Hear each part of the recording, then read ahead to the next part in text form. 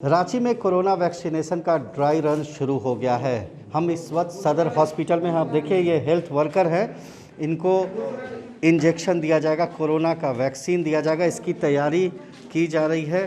जो नर्स हैं इनको कोरोना वॉरियर को सबसे पहले इंजेक्ट करेंगे। देखिए ये ड्राई रन कैसे हो रहा है और कोरोना से बचाव के लिए इंजेक्शन दिया जा रहा है, इसके लिए बताया जा रहा है, इनको सारी चीज़ें दिखाई जा रही हैं कि कैसे इंजेक्शन होगा।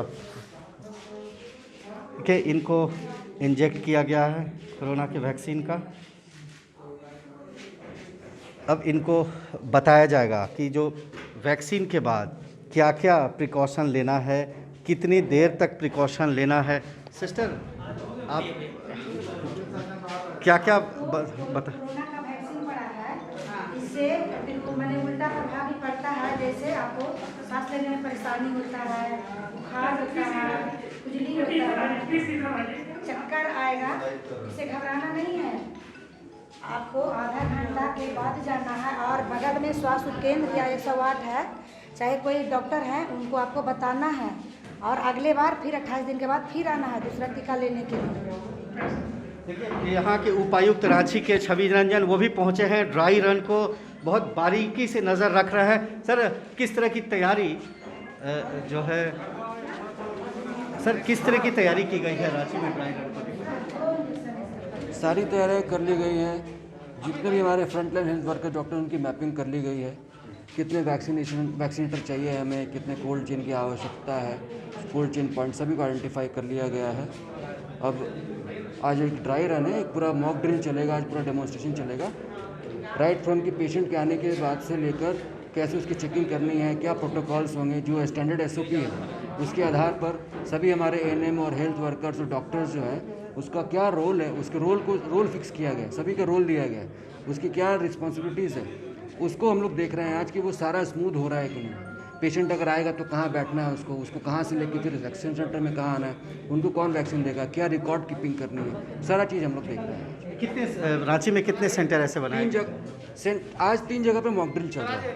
तो 3 जगह पे मॉक ड्रिल चल रहा है। ये रांची के उपायुक्त है। हम और लोगों से जानने की कोशिश करते हैं कि किस तरह जो है यहाँ पे व्यवस्था की जा रही है। यहाँ WHO के लोग भी यहाँ पे आए हुए हैं और सारी जो तैयारी है वो चाक चौबंद की जा रही है ताकि जो सही रूप में जब वैक्सीनेशन दिया जाएगा तो कैसे उसको प्रोटोकॉल के तहत कैसे किया जाएगा। देखिए ये जो रूम है यहाँ पे अगर किसी को इंजेक्शन देने के बाद अगर दिक्कत आती है तो उसको यहाँ पे इस तरह से भर्ती किया जाएगा और भर्ती करने के बाद इनको बताया जाएगा कि कोई घबराने की ज़रूरत नहीं है, क्या क्या चीज़ें करनी हैं, क्या क्या इनको बताती है। अगर कोई वैक्सीनेशन जिनको हुआ, वैक्सीन पड़ा, तबीयत अगर ख़राब हो गई तो किस तरह से आप लोग बताएं? सर इनको हम लोग बताते हैं कि कोई घबराने की ज़रूरत नहीं है। इनको अभी जो हो थोड़ा सा किसी को ऐसे रिएक्शन हो जाता है, लेकिन आप ठीक हो जाएंगे और फिर मैंने ये डर जाएंगे कि अगले बार हमको क्या करना है। तो फिर हम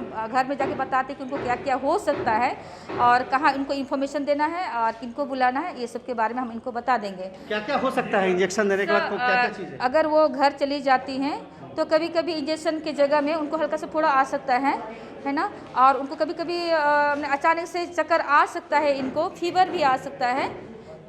फिर इनको हम बता देते हैं कि 108 एम्बुलेंस को बुलाएगी और फिर हम कुछ बता देते हैं जो मेरे पास लिस्ट है कि इनको बुलाना है, तो मैं बता देती हूँ कि किससे वो कांटेक्ट कर सकती हैं।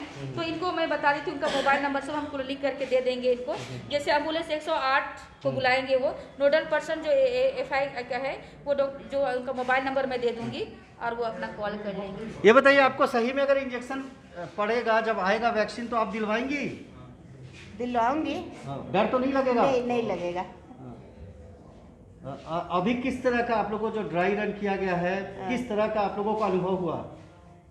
अभी तो हम लोगों को इंजेक्शन लेना अत्यंत जरूरी है।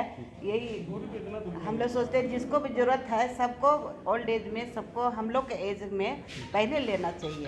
तो ये देखिए हेल्थ वर्कर है, जब वैक्सीनेशन का समय आएगा तो ये तैयार हैं कि वो वैक्सीन दिलाएंगे। तो ये जो सदर अस्पताल का जो परिसर है, यहाँ पे पूरी व्यवस्था है यहाँ पे डॉक्टर साहब, ये क्या क्या चीज़ें हो सकती है वैक्सीनेशन कराने के बाद? हमारे साथ एक डॉक्टर है सदर अस्पताल के, क्या क्या दिक्कतें आ सकती है वैक्सीनेशन के बाद? देखिए, वैक्सीनेशन के बाद कोई स्पेसिफिक नहीं कहा जाता कि आपको ऐसे होता है, ठीक है।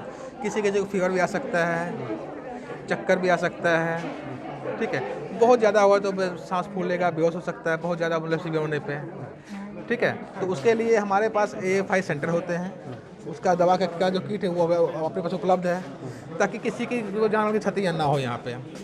मतलब बिल्कुल जो है लोग को घबराने की ज़रूरत नहीं है। अगर वैक्सीनेशन अगर कोई दिक्कत भी आती है, कोई उसके लिए प्रॉब्लम हम भी लोग आती यहाँ पे हैं हर जगह, आप लोगों को समस्या नहीं हो किसी को भी।